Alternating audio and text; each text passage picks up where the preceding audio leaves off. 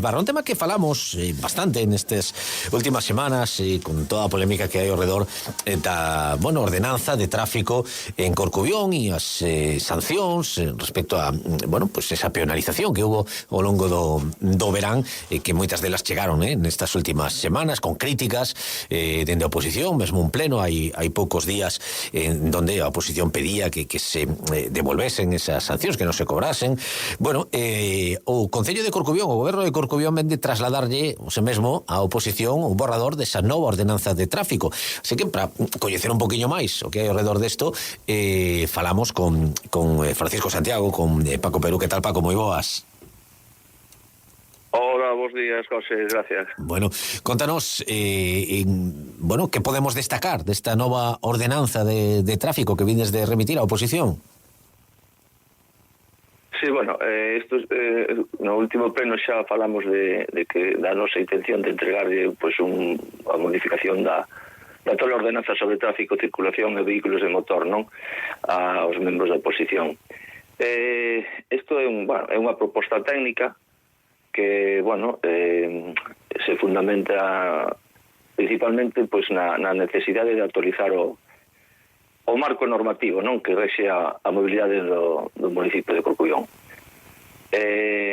Nos o queremos facer con rigor xurídico, con transparencia informativa. O objetivo é de facilitar o diálogo entre os grupos que conforman a corporación municipal para que podan estudiar con tempo que fagan as propostas que estimen convintes, non?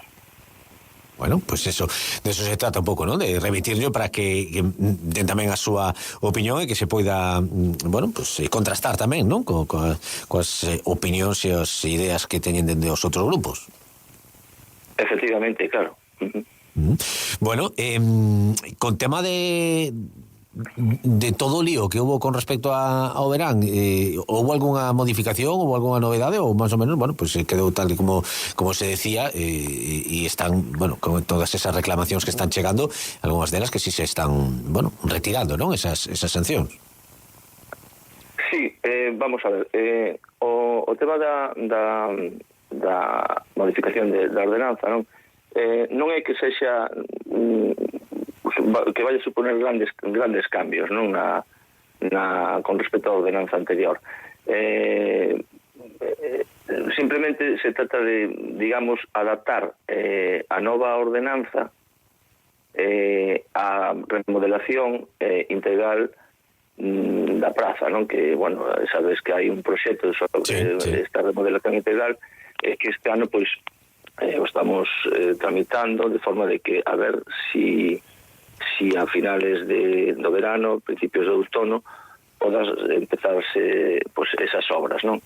Entonces esta ordenanza vai máis que nada en ese sentido, de adaptar a normativa vixente a esa reforma que va a ser unha reforma importante, un proxecto que retomamos do antigo goberno anterior, que nos parece un proxecto aceptable, porque vamos a coller outro proxecto, aproveitamos ese proxecto que xa está feito, claro. E intentamos adaptar a nova normativa a nova praza, que vai a ser tamén, non vai a ser na súa totalidade peonil, vai a ter tamén un carril para que circulen os vehículos, vai a ter unha parte peonil e outra parte tamén para dar servicio ao tráfico rodado, verdad?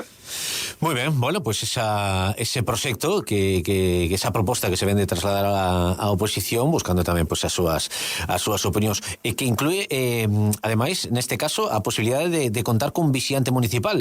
Agora mesmo non hai digamos, policía local aí en Corcubión. Sí, efectivamente, a falta de policía local, porque ahora na actualidade necesitamos un mínimo de 3, as arcas municipais non poden con esa carga, non, económica. Entonces, sí, estamos na nova relación de postos de traballo, na nova RPT, contemplamos a figura do vixiante municipal que, se non fai exactamente as funcións dun policía local, sí, fai muitísimas funcións moi similares a da Policía Local e que nos vai a facilitar muitísimo pois a convivencia, non? Digámoslo así, entre os vehículos e as persoas, verdad? Perfecto. Pois, Francisco Santiago, graciñas por atender a nosa chamada. Unha aperta. Moitas gracias a todos e a todas.